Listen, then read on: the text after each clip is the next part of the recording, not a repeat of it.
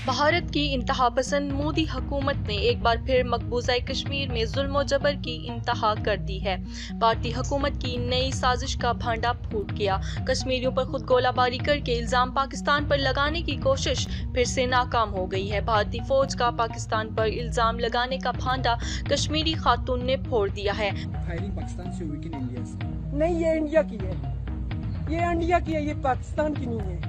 Firing यहीं से? हाँ, यहीं से। ये इंडिया की है, ये इंडिया की है, ये इंडिया की है, ये पाकिस्तान की नहीं है। फायरिंग यहीं से? हाँ, यहीं से। भारतीय फौज ये जानती है कि पाकिस्तान कभी भी उनके हमले का उसी तरह जवाब नहीं देगा, क्योंकि लाइन ऑफ कंट्रोल के उस पार भी मुस्लिम आबादी मुकीम है। लिहाजा पाक फौज को भारतीय फौज की गोलाबारी का निहायत ही मोहतात अंदाज में जवाब देना पड़ता है, ताकि लाइन ऑफ कंट्रोल के उस पार बसे हमारे कश्मीरी भाइयों को नुकसान न हो। इसी चीज का फायदा उठाते हुए भारतीय फौज पाकिस्तान पर अंधाधुंध गोलाबारी करती है।